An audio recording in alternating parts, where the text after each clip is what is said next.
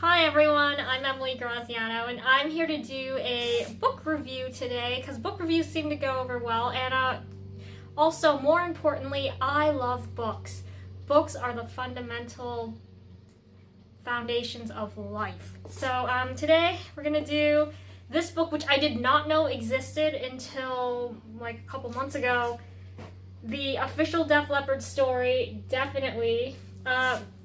It's all the guys in their own words, and this is from the same company, Genesis Publications, that did the Beach Boys book. And I really love the format of these band books that they're doing because it's the guys telling their story in their own words, and they talk about not only about themselves but each other and the music and the band and crazy stories and just what it's like to be a member of the band. And I think that's the most pure form that you can get because it's not a journalist, there's no middleman, it's just the guys talking about their music and their band members and everything else. And I'm really sorry about the lawnmower outside. I'm really sorry. But I will be introducing this book because this is heavy. So I'm going to be filming a separate segment that will be coming after I'm done with this intro segment, because a lot of people want to see me introduce the book, and this is for a good friend who says, oh, you need to introduce the books. So here you go, I'm introducing the book. Stay tuned for the fun book, Def Leppard, definitely the official story. So here we have the book on the ground where it's easier for me to show it to you guys. And it's just really cool. Like I said, Steve Clark actually does participate in this, as does Pete Willis, although there's only like one entry, I think, from Pete Willis. I love the fact that Sir Brian May gives a foreword. And then, of course, there's another foreword by David Frick. Again, who knows? There could be another updated version of this book in the future because it only stops at Diamond Star Halos. But it's alright. I love how they have these like archival little fact files about the group. Joe is, of course, an only child because it mentions like brothers and sisters. And here's Rick Savage's. A lot of great pictures from the guys. Ooh. Steve Clark. Steve Clark had great hair. Just go through this. The Def Leppard EP. I love how there's an actual leopard on the EP. If anybody has one of those, Joe said his mom like helped glue all of those together, which is awesome.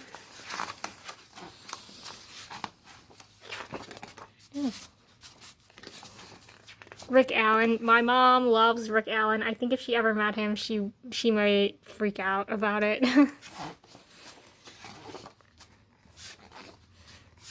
The early days in Sheffield, England. On Through the Night.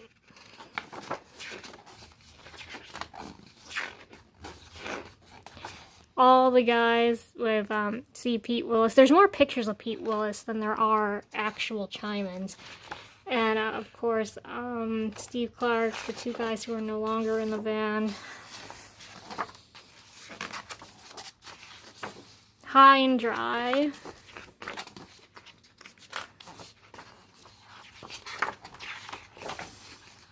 Lots of great pictures here as I'm, like, flipping through them.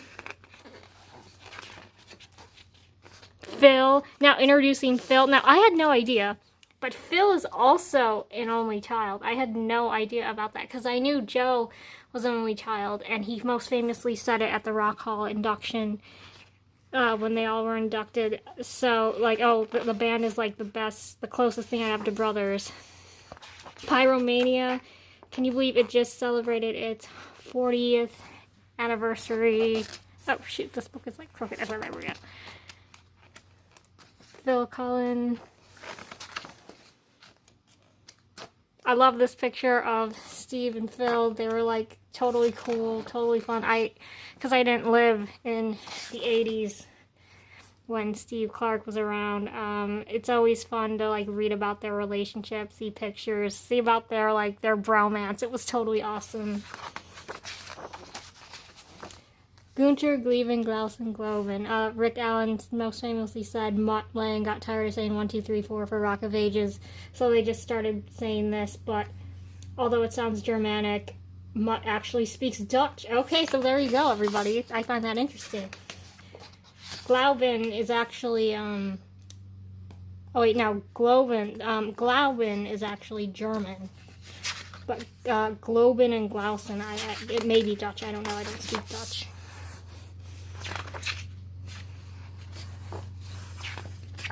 The photograph and Marilyn Monroe look alike in the video.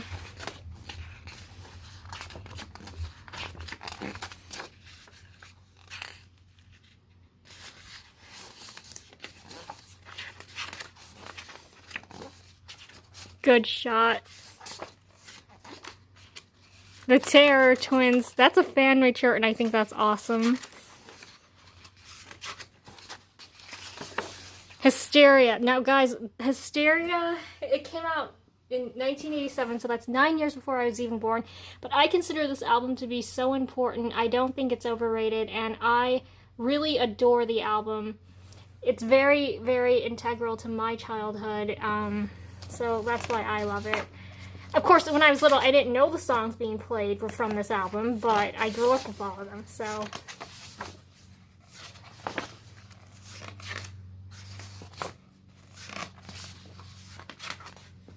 I love seeing, like, the single covers. Those are interesting, because I never saw those before, some of them before. 1985, waiting. 1986, waiting. 1987, waiting, with a little leopard there. Kind of cute.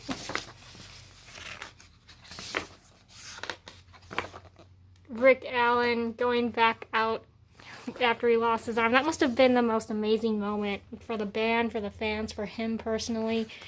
I can't imagine what that must be like. It must have been the most epic feeling ever.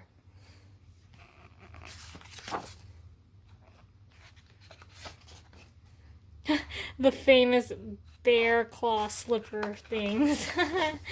Love bites. That's a cool cover. Like, I think it's, like I said, it's interesting. In the Round, and okay, so Rick Allen said that when he did In the Round, when he played In the Round, he would wear a shirt with his face on the back, so even if you were facing his back, you would still see his face, which I think that's the most clever thing ever. I love that.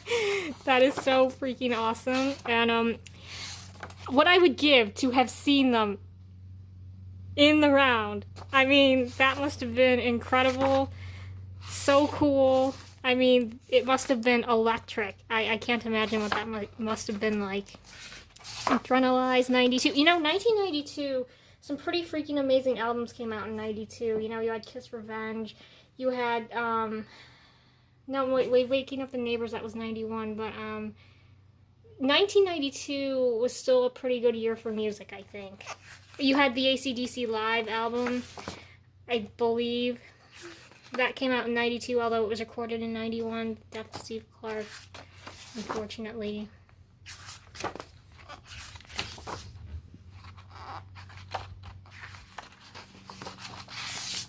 Introducing Vivian Campbell and the Freddie Mercury tribute concert, which is his first gig with the band. Lots of great stuff here. Slang, you know, Slang came out the year I was born, and I think it's an interesting album. It's very emotional. It's definitely an oddball, but that's not bad. I think it's... Oh, I'm so sorry for the lawnmower, guys. I'm sorry. I'm so sorry.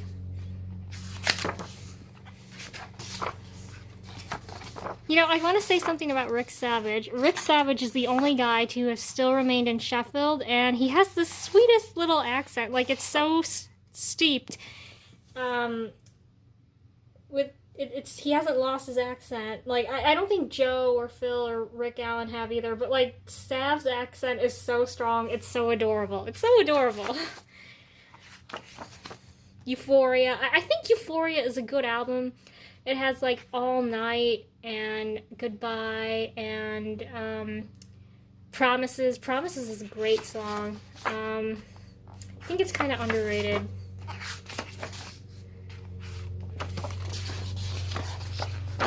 Guys, I have yet to see Def Leppard, and it's killing me that I haven't. Like, once I see Def Leppard, I'll feel more complete, because sometimes I feel like I'm just, you know, I feel like I'm just another fan in the crowd who says, yeah, I like Def Leppard, but, like, you know, I have no validity to back that up. I feel like I'm just another fan. Okay, I love this. Let me mention this really quick. They played at the Queen's Golden Jubilee in 2002, so that's 50 years on the throne. And I put the picture of them when the Queen died. Joe posted a post of them meeting the Queen and Prince Philip at a garden party, and I put that in my scrapbook, and it was just so amazing. They mentioned the Queen and her death at one of their concerts shortly after her death. And I love the respect that this band has for their country. And I think that's amazing. And for the monarchy and everything like that. Like, I could totally see Joe one day being like a CBE, which is the commander of the Order of the British Empire.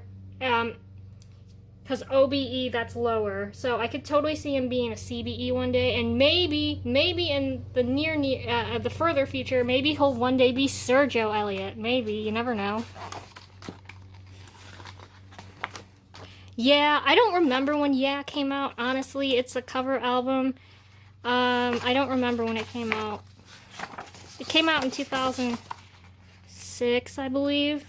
Yeah, May 2006, so I was like in 4th grade. Sparkle Lounge. This album's actually underrated, I think. It's not bad. I hated when that happened, and I didn't like it. I'll just say that. I think it's an embarrassment that it happened. That may be their only embarrassing moment. Def Leppard. Okay, I remember I was in high school when this was happening, and I remember seeing it kind of on social media, even though I didn't have social media at the time.